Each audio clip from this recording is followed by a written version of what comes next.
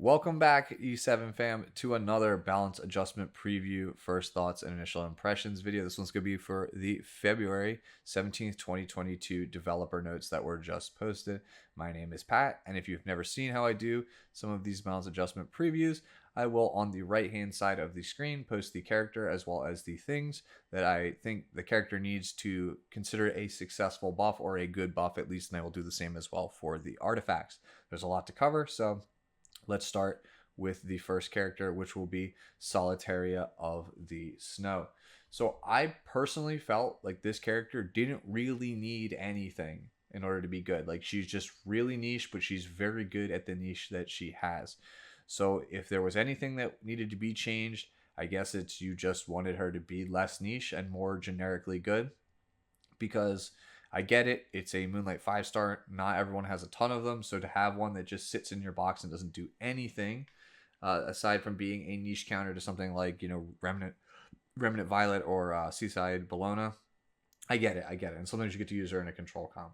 But control is like super weak right now. So yeah, again, I get it. You want your Moonlight 5-star to do a bit more. But the character was, like, again, already very good at the niche, has good stats. So and has a relatively solid kit overall. I just didn't want them to go overboard and just make the character completely broken.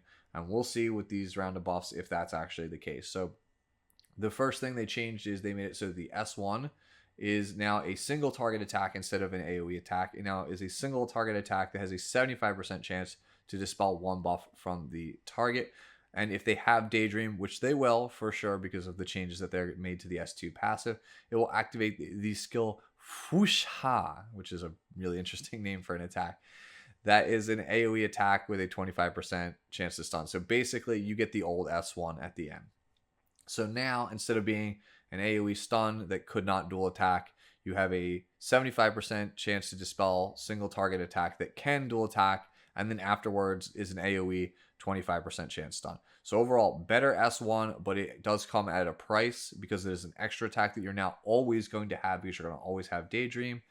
You will essentially make Lionheart Sirmia a bad matchup for you, as well as Rowana. So I guess it's a trade-off. I do like the change overall. It does make the character feel generically better, which will appease people, and it does give her more pronounced weaknesses. So she now has on her S2 passive, I Want to Go Home, a 100% chance to get Daydream at the start of the turn. You no longer need to be buffed to get the Daydream status, which is very good. Obviously, Daydream gives you a slew of random debuffs. And then now, instead of getting Stealth on her S3 Boom Starlight Fall, you now get it at the end of each of her turns, which makes her kind of akin to like a Spectre Tenebria if you don't have a bunch of AoEs on your team or you don't have Milam. So that's going to, again, boost her playability and make her more generically good, because a 4th, 5th pick Solitaria presents its own set of problems if they do not have AoE characters, because if they ban your last pick character and that was the only AoE you had, you're in trouble, because you'll just get debuffed to high heck and not have any way of interacting with the character. So that's a really strong change. And then finally, the S3 Boom Starlight Fall now gives a barrier for 2 turns. So the character is significantly harder to deal with and probably significantly more annoying as a result. And again, a 4th, 5th pick Solitaria of the Snow feels really good in the same way that a 4th, 5th pick Spectre Tenebria feels really good if your opponent just simply does not have an answer. Doesn't really solve some of the other issues, like still probably loses really badly to counter units. But it is what it is. It's a trade-off. Character feels like she's generically better, but still has those pronounced and more pronounced weaknesses. So overall, a pretty good set of buffs, I would say. I'm not a Solitaria player myself, but I think if I was a Solitaria fan, I would be very happy with this set of buffs. Next up is Designer Lilibet. Designer Lilibet really needed a couple of things. One, she needed more consistency in how often she could cleanse, because sometimes you would have like a character use a debuff move at the start of the turn. Then it would be Designer Lilibet's turn. She would not proc Emergency Stitching. And if she was stunned or whatever, then she would lose her turn. And then on the next enemy turn, she would then proc Emergency Stitching and jump up to like 40 or 50% on the CR gauge. And you'd be like, wow, my cleanser completely missed the mark here, because they just were one debuff too short for me to actually be able to use the move that I wanted to cleanse the way I wanted to. So that's one thing that they really needed to address. More damage would be nice, because we're in a meta now where it just feels like warriors have to have big game impact or have the ability to solo or like take out entire teams. So like more damage, obviously nice because Lilibet's not one of those characters. And lastly, it'd be great if she wasn't so easily manipulated. It goes kind of hand in hand with that consistency. There are some times where people will force emergency stitching to propel her ahead of another debuffer, and then she has to make the difficult choice of, do I cleanse the little amount of debuffs I have now, or if I blow my cleanse, then they're just going to debuff me a ton again later. And you just keep getting put back into that loop over and over again. And you're just like, wow, my designer Lilibet can never meaningfully cleanse anything because they keep just pushing me into, or putting me into weird spots with my CR push. And that last one's not going to change, spoiler alert, with these things. And then maybe that's for the better because the character will have pronounced weaknesses, which is always good. Any character should have pronounced weaknesses, ways to combat them. I think that's healthy for game design. So what they did change was they gave basically people what they kind of wanted. They made it so that it is easier for you to get off the cleanse first turn. You now get 10 fighting spirit for each debuff, which means you're not going to be in that scenario where if they stun you right off the gate, you're still going to be able to get that meaningful turn one cleanse off to stuff their opener, which is nice. And the increased defense for one turn is also good for not only survivability, but also damage as well, because she is a defensive scaling hero. She does deal damage based on her defense. So overall, pretty solid set of changes. I think you will see designer Lilibet a lot more. I don't think she's completely worthless now. She's not as good as Mediator Queric, but I do think that she is good with these set of changes now. And then, you know, they were afraid, like, if all we really needed was that S2 buff, but I think they gave us this extra S3 as kind of like compensation. Like, we couldn't only just give you one thing for once. Like, it feels like they can never just give you one thing on a Moonlight 5-star. They have to give you something else. So now it also makes it her S3. Model disqualification gives a 15% CR push to everyone except for herself. So overall, pretty good set of changes. I do, again, expect her to see a bit more play. Next up is Chloe. So what Chloe really needed to be good was we either needed to make it so that Magic Nail was reasonably good against harder bosses, which it's never going to because Magic Nail is pretty broken if it could actually affect bosses. So yeah, that's one of those changes we'll never get, but it would be nice to have. We need to make it so that Magic Nail doesn't waste our turn, because the character thrives on having Magic Nail on the enemy. So using Magic Bolt to get Magic Nail and then having to wait an entire turn cycle for Chloe to come back around to do anything is really disheartening. Which, it's not terrible because up till Conqueror Lily, she was the fastest warrior in the game at 119, but it still sucks, right? And then lastly, we need her to do something better than Sigret. Like, she needs to distinguish herself from Sigret in some way, because when Wyvern 13 came out, Sigret and Chloe were like the two that were vying for the spot. And I forget if it was like an AI change or a buff, but Sigret eventually overtook Chloe, because for a while there, Chloe was reasonably popular as a Wyvern 13 character. And then Sigret just cemented herself as the standard, and that's been for years now at this point. And that's why you see all the people say, if you're a new player, re-roll for Sigret, because Wyvern's super important. And you never see anyone recommend Chloe, because, again, she's just outclassed by Sigret at this point. But like, because just she can't really set up a one-shot like Sigret can, and she's just harder to use than Sigret, and she doesn't have anywhere near the usage in other areas like Sigret does. So here's what we got. We made it so that the S2 Magic Bolt increases the combat readiness of the caster by 50%, which is obviously good. That is one of the things we wanted. Magic Nail doesn't essentially waste our turn now. We are not starting from 0. We're at least starting from 50%, so we can more quickly actually start to cash in on that Magic Nail with things like her S1 and her S3. What really hurts this character, and I think it's actually a huge step backwards, is the change to Hyper Strike, which is her S3. They changed the cooldown from 4 turns to 3 turns. So that's basically irrelevant, because if you are a veteran player that would want to consider playing Chloe, you're probably playing a one-shot or a very fast team that wouldn't get through her entire set of cooldowns fast enough anyway for this to actually be relevant, right? And if you're a newer player, it's also like not super good for you because of the second part, which is the damage dealt was decreased on Hyper Strike. The one thing that Chloe had going for her is that Hyper Strike was amongst, if not the strongest hitting single target move in all of Epic 7. You gave, like, that was the thing that distinguished her, is that Hyper Strike was the strongest single target move. It's attached to a character that otherwise can't really ever capitalize on it in PvP, but it still was a distinction nonetheless. And now you've taken that away from her. So now we have a character that is even less likely to one shot compared to Sigret because you took away damage from her. And even for the compositions for the players that can't one shot, I don't see why they would choose this over Sigret. And for newer players, I don't see why you would re-roll for Chloe over Sigret with these set of changes. The change to the exclusive equipment also hurts her, because one of the big things you could do if you didn't have Sigret was rely on the extra turn on Magic Bolt, so you can literally go Magic Bolt, get Magic Nail, proc the 50% extra turn, and then Hyper Strike, and then one-shot a Defense Broken Wyvern from there. And that used to be a viable strategy. That's gone now. It's been replaced with an attack buff for 2 turns. So you can't even do that anymore. So like the one, thing that Chloe had for Wyvern is gone now. And I don't know why they made these changes. I just think that these are bad changes. I don't think this is a good set of changes at all. Next up is Celine, who is obviously, if you've been a long time fan of this channel, one of my favorite heroes in the entire game. So what Celine needed was to not get hosed by Conqueror Lilius, because Conqueror Lilius with the Vigor buff plus the attack down buff makes Celine hit like a wet noodle, so she can never do her job. She can never proc blink and do reasonable damage with it.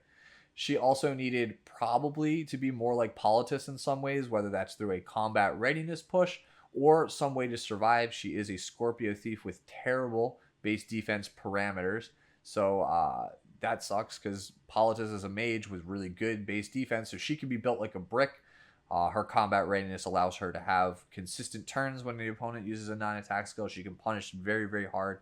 She's not super affected by Conqueror Lilius that much. So that's basically the takeaway of what Celine needed. So what they've done now is, so her S2 Intuition now dispels all debuffs from her when they use a non-attack skill, and then will use Blink, which is obviously her attack. And when you use Blink, you will get an increase of combat readiness by 20%. So that fixes a lot of problems. So it's still not like the best matchup versus Conqueror Lilius, because they still have the Vigor buff, right? But at least now you're not as hampered from the attack down. And that increase of combat readiness by 20% is actually huge, because when people would use Rand Cleave with Summertime Assaria, you could bank on a 50-50 to kill with Celine. If she proc Blink, because odds are the highest attack character on the enemy team is going to be that Summertime Assaria because of her passive. If you hit, cool, you killed it, you countered the cleave. If you did not hit, you missed, right? Then it became a 50-50 scenario of, did your Sword Storm allow you to overtake the Assaria? Because if it did, even if you 50-50 lost on the Thunderclap, you probably still kill, right? With Sword Storm plus the change to Intuition, you get a massive CR push, which will almost assuredly allow you to overtake Summertime Assaria, which allows you to essentially, blink, then Thunderclap. And even if both attacks miss, because of how much damage people put on their Celine, you probably will still kill. Even if it's like a 13 or 14k Summertime Assaria, you probably will still kill. It's really good change here on this S2. I'm not so sure on the change to Thunderclap. They took the dispel all debuffs away from it. Yes, they moved it onto the S2 Intuition. And I understand why, because they didn't want you to have a character that could just essentially dodge all debuffs, because Intuition just, stops it. Thunderclap stops it. So they just, I guess, are trying to avoid another Mediator Quirk scenario.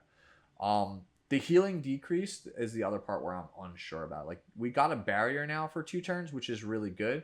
But the decreased healing also hurts, and again, the dispel debuffs. Like, so now she's more vulnerable to like a Briar Witch Assaria, for example. Like, if they don't have, like, they're not going to use their non-attack skills, and then they hit you with unbuffable and like attack down, you're not going to have anywhere near as good of a Thunderclap as you used to, and therefore you're just not getting the dodge buff up, and she's just going to die, and then they'll use the non-attack skill. So because of the change, right, Thunderclap being worse now, there's like a different area where she's vulnerable, where she didn't used to be vulnerable, and I kind of don't like that.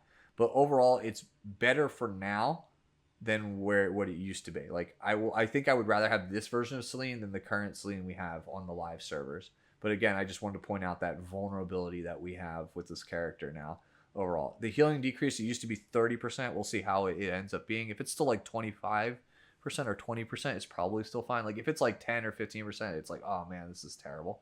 So we'll see how that actually pans out. Next, let's talk about what I think is the sleeper buff of the patch, which is Green Lilibet. What Green Lilibet really needed was more damage, a better reason to play her, and if she could get some speed or survivability, to compensate for her lack of like really good survivability outside of the skill nullifier, that would be great as well. So what they've done now is they have increased the bleed chance on S2 by 5%. They took away a bleed stack from the S2, but they have now made it so that if you land a bleed stack on the S2, you get an additional 50% combat readiness. The S2 of Lilibet already gave 50% combat readiness. So unless the enemy has Celine on their team, you will get 100% combat readiness, assuming you land at least one bleed debuff, which you probably will because they changed the exclusive equipment down here to make it so that the S2 now dispels 2 buffs before you use it. So yeah, there's a very good chance you're going to land some bleed stacks on this character, right? And now the reason why that is so good is this move already did reasonably good damage. It had a 1.5x attack multiplier, and now you're going to get that essentially for free before setting up the S3, right? So this is essentially like if you're a 3,000 attack, 250 crit damage a little bit, right? Versus a standard defense unit, you're going to do like 6k on your S2 usually from the math that I was using, the damage calculator. That's free. You're just getting 6k free damage up front before you use the S3. And the S3 is nuts, by the way. I never played Lilibet, and I had not really looked into this move before this patch. This move is nuts, by the way. So you get the skill nullifier, which is, I guess, nice. It is an extinction skill, which I obviously knew. It has hit chance on it, so it's good against even, like, you have a decent shot at hitting even, like, red units, for example, with this thing. But it also has a 2x attack multiplier, which is massive, like, absolutely massive. Normally, we say 1.8 is top tier. 2x is nuts. So this is a 2x move. And you get that 6k damage stapled onto it, and it decreases caster skill cooldowns by 1 turn if it gets a kill, right? That is the new thing that was added to the move.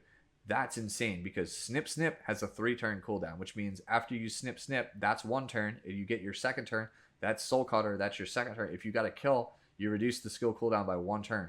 So essentially, Lilibet now comes in, S2s you, S3s you, kills you, you're extinct. It's now when she gets her next turn, she goes S2, S3, kills the guy. Now they're extinct. Next turn, I S2, I S3. Okay, now you're extinct. So like the character is very snowbally and seems really strong in Guild War offense as well as like arena offense. Seems very, very good to me. Like that seems like a great snowball character. I don't know if the 109 base speed she has or like the low 600s defense. You might be able to build her bulky and have her survive for RTA. I'm not really sure. The character feels like a well-designed snowball character and not one that just runs over your opponent before they get a turn. I really like the way that this character turns out. And if you're going to build this character or if you really like Lilibet, like let me know down in the comments below what you think of these buffs because I actually really like these buffs a lot. Next up is Sinful Angelica. The only thing that she could really have used was to carve out that niche that she has in Hunt and Hall of Trials, make it a bit better, make her life easier. And I think they did that with this. Now the S3 dispels 1 debuff from all allies when you activate it, which is obviously very good for anyone who's trying to play the KD's 13 one-shot team because you need Potion Vial on your Sinful Angelica if you're going with her as your tank. So now you don't need that anymore with these changes. So the barrier to entry for KD's is now lower, again, because you can replace it with your water gun shooters, your Card of Small Miracles, your Warhorns, whatever have you. So that is a welcome change. And then obviously there's the Hall of Trials that sometimes requires Potion Vial as well. It doesn't happen often, but sometimes you need it because like your Surmia or like whatever your DPS, your Spectre, might end up getting some kind of debuffs that could hamper the actual run. So overall, good change. Ainos, it's a 3-star. The only thing I could say is you need a specialty change. Like that's pretty much the only thing that you really want in your 3 stars is it a specialty change? Because otherwise I don't really know what the point of it is. And this one is particularly interesting because it reminds me a lot of Mercedes. Because Mercedes, a couple of balance patches back before she got powered up Mercedes, she had a bunch of changes done to her to make her look like a support. She got a strip on her S2, an attack buff on her S3, but she lost damage, and we were all confused. And it was like, surprise, here's like this like pseudo specialty change. And that's what this feels like to me because no one's playing this character. and upping her defense percentage break on a soul burn is a very baffling change for a soul weaver to like lose healing percentage on a soul burn for. Like, that's very, very strange. So this to me just says we're laying the groundwork for something that you guys haven't seen in the background, because otherwise I have no clue. Like the devs notes give nothing here, right? Like, we hope that players can make better use of the hero. Like, okay, like this is definitely just feels like we're setting up for the future. Next up is Lucy, again 3-star. Specialty change is like the only thing I think that could save this character. Keep in mind, Lucy is a limited hero. If you do not own this character, she will be available in the Valentine's story rerun that is coming around. So make sure you pick her up, even if I don't think she's particularly good, even with these buffs. Lucy, I originally thought a year ago would be somebody I would build because I was having trouble with farming Katie's because it was very difficult. And I felt that you needed a healer and you needed restrict, and it would just make things oh so much easier. And since then, we've gotten a lot more heroes with restrict. They've nerfed Katie so that it is a bit easier to pull off a one-shot now. And they've buffed a ton of characters to make them better in Katie's. And so I don't feel like even with these changes to Lucy that she's like a top pick anymore. Like there's other options. And because one-shot exists, the goal should be to go for the one-shot, not to go for a Soul Weaver that contributes no damage, that tries to help you grind out the game. Like there are better units for people who can't one-shot to grind out Katie's with. So I just don't see why you would want to use this one. They made it so that the restrict is now a 3-turn cooldown instead of 4, and now her S3 heals instead of just giving a barrier. It's now a heal and a barrier. So those are overall the changes. Again, you could just play Tamarin, and there's just a slew of other ones. You could even play like Rangers with Bloodstone. There's so many other things that players have access to nowadays that are better for Katie's. If you really want to just flood every patch with things that are helpful for Katie's, you know what, Smallgate and Supergate, if you're listening to this, what you really do, just nerf Katie's again. Just make Katie's easier so that other players can actually farm it. Because right now, the only people who are really farming it, I think, are the people that are super endgame and really need the gear and already have insane gear to be able to farm it consistently. Because in my Discord, there are people who literally cannot farm Katie's. They are looking for an easier like jumping on point, even if it's not a one shot, right? Because it just requires so much, because the floors, the mechanics are just so punishing for those newer and intermediate players. And I don't think Lucy's changes here do anything to fix that. Next up is Adin, again 3-star. We know her specialty change is right around the corner, and I expect this weakness shared thing here to literally just be more of the same, laying the groundwork like we talked about with Ainos. Finally, we have the artifacts to talk about here. I'll go over them very quickly. So Cradle of Life is one where I feel like the only ways I would want to consider this is if the chance to land the debuffs was higher, if the debuffs lasted longer, or the debuffs were more impactful. One of those things. We got kind of all of those things, but at the same time, we got like none of those things, right? So like we went from 35 to 40% chance versus like 70 to 80 at max. So like we're essentially getting 10% more chance to land the debuff, and it lasts for 2 turns now instead of 1. But like I'm still not excited about any of these debuffs. And like the change to burn versus poison is saying like we want you to use this in PvP because poison is more of a PvE debuff. And I'm just like, okay, I don't see it, because like even if I was playing like a team that was like based around carrot, right? Like I have like a carrot team, and like then I play this on like Inferno Kawazu, right? I got a 1/4 chance if I actually land the debuff right, because like most players are going to have this at like 60%, right? 65%, because they're not going to have a maxed one. Like I have to win a 50-50 essentially, and then like I have a 1/4 chance to get a burn. I don't know. Like this just feels really ham-fisted, like slapped together. Like we need to do something to make Cradle of Life better, and they just picked the lowest, easiest thing, right? And just said ship it. That's what it feels like. I'm not super enthusiastic about this one. A Little Queen's Huge Crown is next. Just like Cradle of Life, it just needs to be less niche and a bit more interesting. A bit more. You have to give me a reason to choose it. And they decided to go with the Wind Rider route. Wind Rider, I feel like, is one of the more improved artifacts in recent history. They basically made it now so that Little Queen's Huge Crown, instead of just giving a huge damage increase when attacking somebody with a shield, you get half that increase all the time, but you get the other half if you finally attack somebody with a shield. So this could be something that's really good for a character like Zahak, right? Zahak is a warrior that has bonus damage when attacking somebody with buffs.